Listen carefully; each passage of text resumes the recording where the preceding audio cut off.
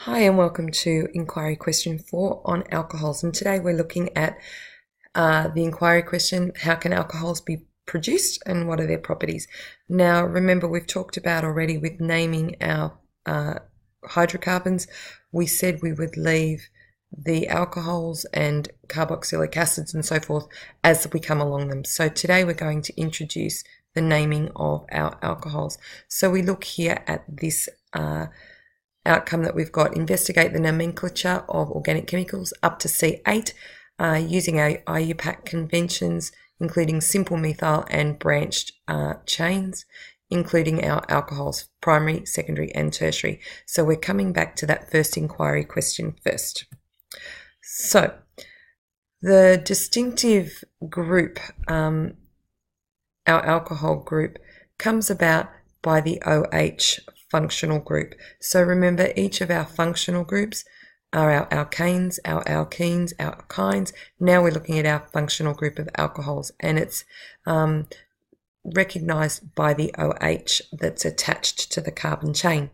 So this OH gives certain properties, and that's the most reactive part of our molecule, and we'll look at that a lot more when we come at the properties of reactions, not in this nomenclature part.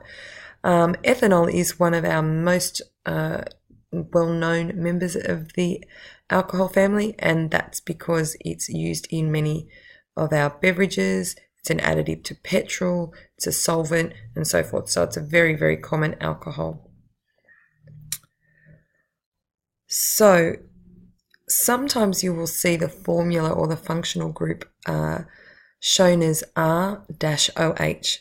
The OH is the functional group, and the R just simply means a carbon chain. So with all of these that we've been looking at so far, we've been talking about a general formula, and in the case of alcohols, theirs is CN, H, 2N plus 1, and the OH on the end. So our simplest alcohol that we're going to have is our methanol. So how are we going to name them? When we look at naming them, the name alcohols comes often from another name we will often use as alkanols, meaning an alkane group. Sometimes we'll see alkenols. Obviously it's an alkene group. Alkynols is an alkyne. So alcohol is just really the fact that it's got an OH group on it.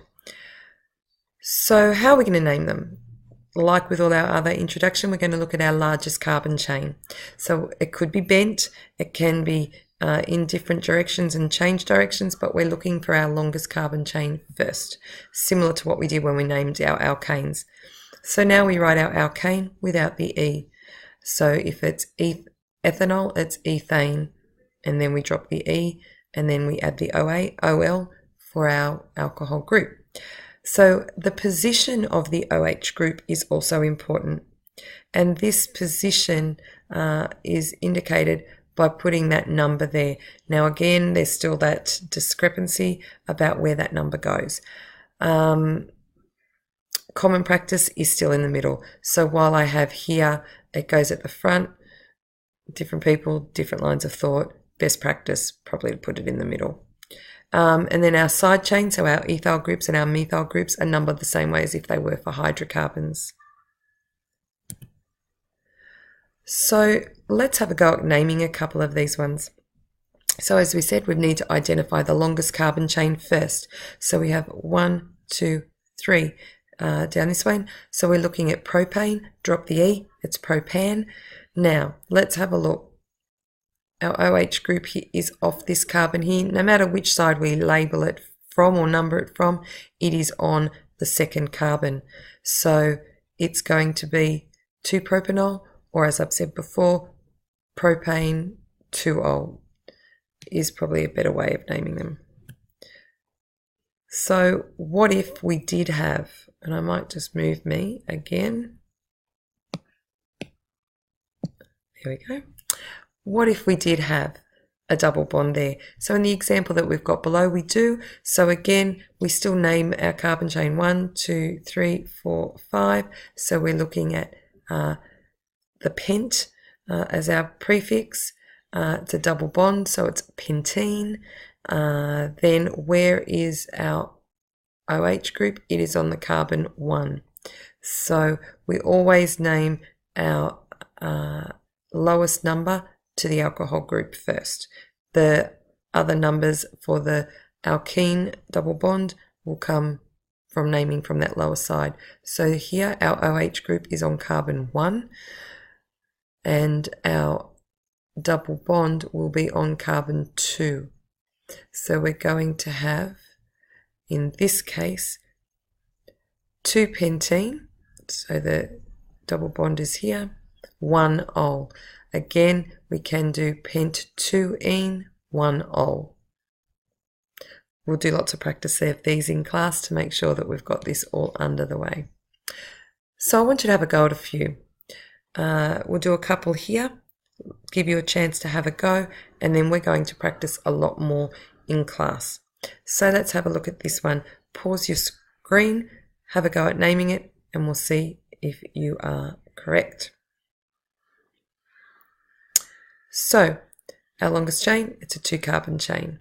So it's an eth prefix and it's single bond, so it's ethane. And because it is on that first carbon and either end is its first carbon, it's just ethanol. No number is needed for that one. So what about this one? Have a look at this one. Pause the video and have a go. Okay, let's have a look at naming it. We're looking for our longest chain. 1, 2, 3, 4, 5, 6. So we're looking at hex, it's single chain, so hexane. And then we're looking for where is our OH. Our OH is from here, so we're going to name or number rather from this side 1, 2, 3. So it's going to be 3-hexanol. Again, hex 3 or hexane 3-ol. And one more. So looking at this one, again, we're looking for our longest carbon chain. So that's going down this way, 1, 2, 3. So we're looking at propane, single bonds, propanol. It's on the second carbon, so it's propane 2-ol. And we also have here a methyl group, also off that 2 group. So it'll be 2-methyl propane 2-ol.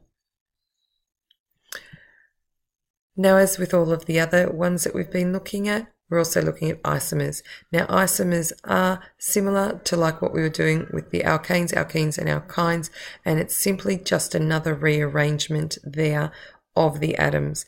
So in this case, we've got 1 propanol because our OH bond is on our first carbon. The second one, it's on the second carbon. It's an isomer. So what I want you to do is have a go at this one here. Draw and name 1 chain and 1 position isomer of 2 pentanols. So draw the 2 pentanol first, and then I want you to do 1 chain, 1 position. We'll go through these answers and many more in our next lesson. See you then.